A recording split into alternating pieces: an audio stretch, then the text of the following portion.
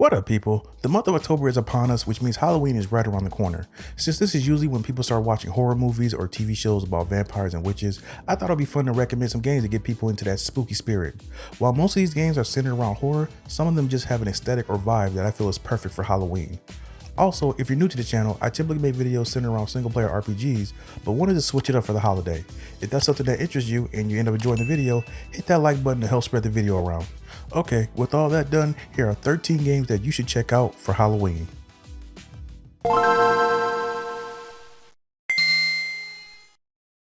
Starting off the list, we have Outlast. This first-person survival horror game was released a decade ago in September of 2013 and was published by Red Barrels.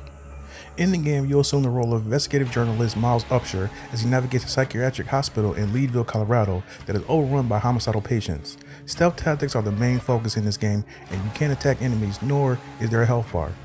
Also, most of the hospital is unlit, and the only way for you to see while in the dark is through the lens of a camcorder equipped with night vision, which really helps you feel immersed in the game. The game is also pretty short, averaging around 5 hours of playtime, which would be perfect for you by yourself or with some friends to knock out in a session or two. Fans have praised Outlast for its atmosphere and just overall creep factor, with many of them saying it's the scariest game they've ever played. So if any of that sounds like what you're looking for this Halloween, give this game a shot. Okay, next up we're leaning a little bit more into sci-fi with Oxenfree. Released all the way back in 2016, this choice-based supernatural thriller was made by Night School Studio, a gaming company who ended up being acquired by Netflix in 2021. In the game, you'll be playing as Alex, a teenager visiting a local island with a group of her friends. After accidentally unleashing a paranormal force on the island, Alex and company must figure out what the force is and how to stop it. Unlike other choice-based games, Oxenfree has speech bubbles appear over Alex's head, giving the player a choice between 2 or 3 dialogue options, which allows players to keep walking and still make choice decisions. Players can select dialogue options at any time during conversations. Choosing to wait for other characters to finish, to interrupt, or to remain silent are all viable options. This game has multiple endings, and the choices you make will have major impacts on the story, and also on how your friends feel about you, and may even dictate if they live or die, so be careful. While not the scariest game in the world, think of it like a teenage horror movie from like the 80s. I really enjoyed my time with Oxenfree and the recently released sequel, and I think it'll be a great game to play to get in that Halloween spirit. For all you action fans, I got you covered next with Dying Light. In this open world survivor game, you'll assume the role of Kyle Crane, an undercover operative sent to infiltrate the quarantine zone in the historic Turkish city of Haran, during his mission to find a political figure who's gone rogue and has a file that could destroy the reputation of his agency. But when he revives, he must decide between completing the mission or helping the other survivors who are being led by Harris Brecken. When it comes to gameplay, you'll spend a lot of time traversing through an open world killing zombies. Parkour mechanics take center stage in this game, as a lot of your time will be spent climbing ledges, leaping from edges, sliding, jumping between roofs, and ziplining. A grappling hook allows players to climb up buildings and quickly travel between places. As players explore the game's world, they can scavenge supplies and loot, which can be used to craft new weapons or sold to vendors. You also can utilize your survivor sense to identify all nearby loot and use lock pits to open locked chests and lock vehicles. Dying Light contains a dynamic day and night cycle. During the day, players can set traps, save random survivors, and make their way to airdrops. The infected are slow, apathetic, and easily visible, and they can be easily avoided. Players can use environmental traps such as spikes, electrified fences, and gas tanks to kill the infected. At night, the infected transform to become much more dangerous. Without daylight, the senses of the infected become much more acute and accurate. They can sprint after you, inflict more damage, and gain the ability to jump and climb buildings. Safe houses can be used to avoid the night if you want, or you can use ultraviolet light to slow the zombies down. Like I mentioned in the beginning, if you want a more action-focused game to play this month, Dying Light is a worthy consideration. At number 10, we have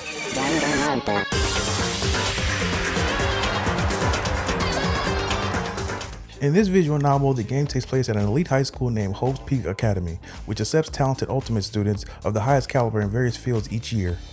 You'll take on the role as Makoto, a fairly optimistic but otherwise average student who's selected in a raffle and chosen to enroll into the academy as the ultimate lucky student.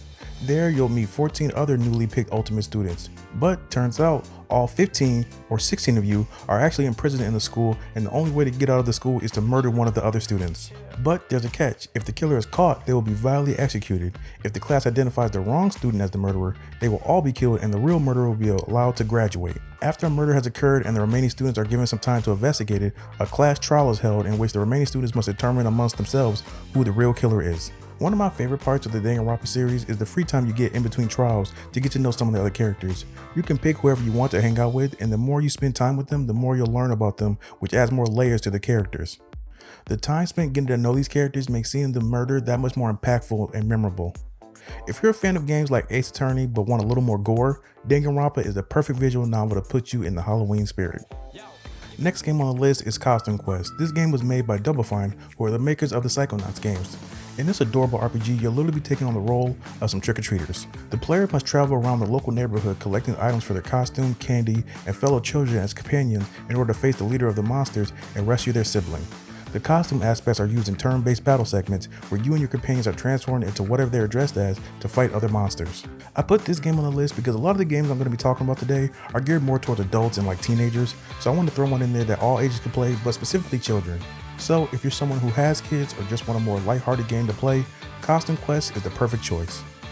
At number 8, we have Cult of the Lamb. This indie roguelike was developed by Massive Monster and published by the seemingly underrated Devolver Digital. In the game, you play the role of a possessed lamb saved from annihilation by an ominous stranger and must repay their debt by building a loyal following in his name. Start your own cult in a land of false prophets, venturing out into diverse and mysterious regions to build a loyal community of woodland followers and spread your word to become the one true cult. The player can manage their followers in this cult village. Followers can be assigned tasks at the base, such as gathering resources, building structures, worshiping, performing rituals, sending them to assist the player in battle, or sacrificing them, which can affect the player's ability and the cult itself. The player must ensure their followers' needs are met by performing sermons and rituals to reinforce their faith, cooking food for them to survive, providing them with shelter, and ensuring the village is clean and sanitary. Otherwise, the followers can turn against the player and possibly lead the cult. There's very few games on this list that I feel are more suited for Halloween than Cult of the Lamb. You're getting violence and cult worship all wrapped into an adorable package, and if you're like me and roguelikes aren't typically your thing, I feel Cult of the Lamb might be a worthy Halloween exception. Next up, we have Until Dawn. In this choice-based game, you'll play as each of 8 characters and experience fear like you never have before. Every decision you make in your terrifying search for answers could mean the difference between life and death, but for whom? Your actions alone will decide who survives. Similar to Oxenfree, Until Dawn is pretty much playing through a classic teen horror movie, but less sci-fi and more jump scares and brutal murders, depending on your choices. As I've said ad nauseum on this channel, I love games with choice-based decisions, and Until Dawn is still one of the better ones out there. One of the best parts of the game is choices have effects long after you made them, and not every crucial choice is obvious, so you really have to make decisions you're okay with, and also make sure you explore clues because you might discover items that will help your character survive. Although there are a couple sections that drag on a bit, I still highly recommend this game for Halloween. And although it's perfectly fine playing by yourself, I think you'll have way more enjoyment playing this with others and seeing who can keep their characters alive until dawn. I'm sorry about that. At number 6, we have Amnesia: The Dark Descent. The game is an exploration-based survival horror adventure game, that's a mouthful, from a first-person perspective. The player takes control of the amnesiac Daniel as he regains consciousness in Brennenburg Castle, deep in the woods with no memory of where he is or what he's doing there.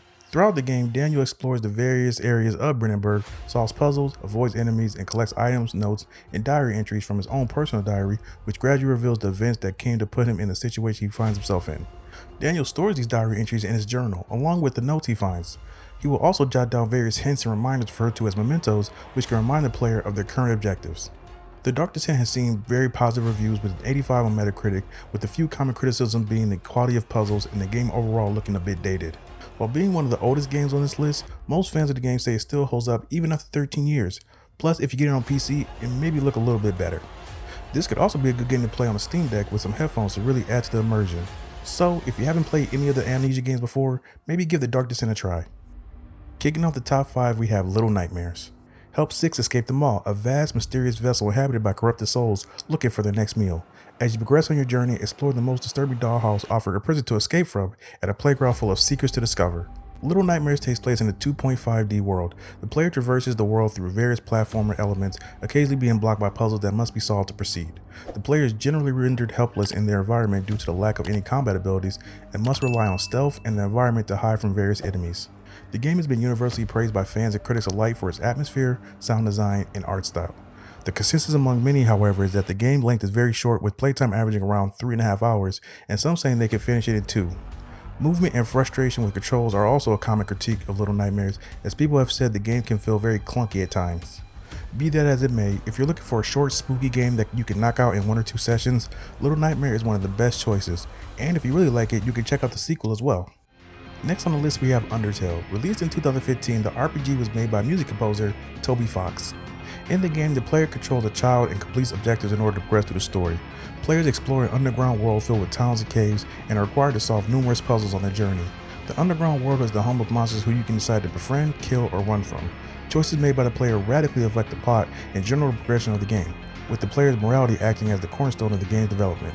When players encounter enemies in either scripted events or random encounters, they enter a battle mode. During battles, players control a small heart which represents their soul and must avoid attacks unleashed by the opposing monster similar to that of a bullet hell shooter. Undertale has been a tremendous success, receiving a 92 on Metacritic and being one of the highest selling Steam games around the time of its release.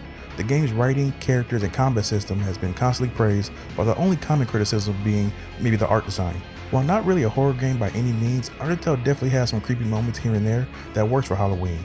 But putting Halloween aside, I think this is just a game most people should try anyway. And while I didn't finish the game myself, I really enjoyed the time I spent with it, and I'm positive you will too. At number 3, we have The Walking Dead: The Telltale Definitive Series. While this bundle comes with other games including the Michonne series and some DLC, I'll mostly be referencing the 4 main seasons of the game. The reason I have this game so high is because of the story the game tells involving Lee and Clementine. Without going into details to avoid spoilers, I really enjoyed seeing the growth of Clementine and how she went from a timid little girl to a girl who's holding her own with other kids and even adults. There are plenty of sad and heart-wrenching moments in these games, and a lot of these moments will stick with you way past the time you finish playing. Now, as much as I love these games, I do have to be honest, a lot of your choices don't matter, like at all. At best, the choices you make might decide whether a certain character lives or dies, but other than that, it means nothing. Season 1 was pretty good when it came to having choices affect things, but later on in other seasons, meh. Speaking of later seasons, Season 3 decided to focus on a different group of people and make Clementine a side character, and while it could have been good, the overall story just wasn't that interesting. And while Season 3 is kind of a drag to get through in my opinion, I still think it's worth at least a single playthrough, if not just to see how it sets up the final season with Clementine. If you're looking to play a very memorable coming of age story while also killing a bunch of zombies in the process, there's no better option than Telltale's The Walking Dead. At number 2, we have Resident Evil 4, the remake. The remake features redesigned visuals made to create a tenser atmosphere along with new character designs and backgrounds. It offers 6 control schemes, including one styled after the original game. Occasionally, the player must solve puzzles in order to reach certain areas, and in some cases, Leon must protect the president's daughter, Ashley, who uses a simpler health system than in the original and can be instructed to stay close or far. New to the remake, a crafting system enables the player to create items and ammunition using collected resources. The merchant returns, allowing the player to buy, upgrade, and trade items while providing new side quests that can be completed during the main story. Also, unlike in the first game, Leon can now move and use weapons at the same time, allowing him to evade attacks while firing and reload while on the move. I played the demo for the remake, and maybe I'm just a punk, but I was really tense during most of my time playing.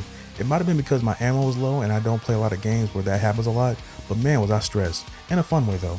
I never played the first game, but that demo really sold me, and I'll probably end up playing it around Halloween, and I think other than what's number 1, this is the game to play during this horror-focused holiday.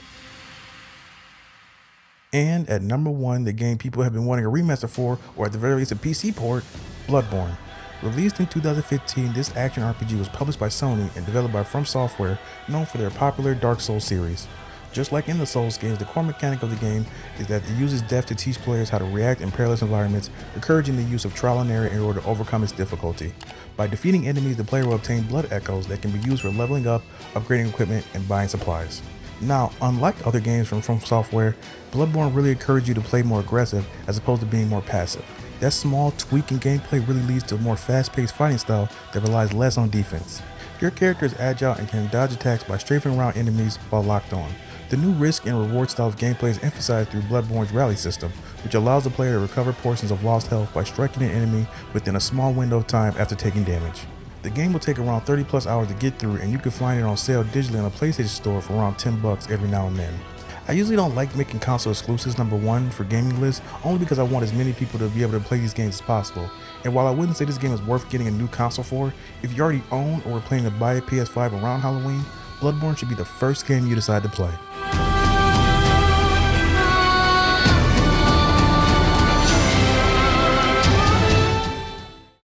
Well, that's all I got for you today. I'm interested to know what games you like to play around Halloween, so let us know in the comments. Thank you so much for watching my video, and if you're interested in some more game recommendations, click one of the videos on the screen. And as always, don't forget to like and subscribe to keep up with the channel. Later.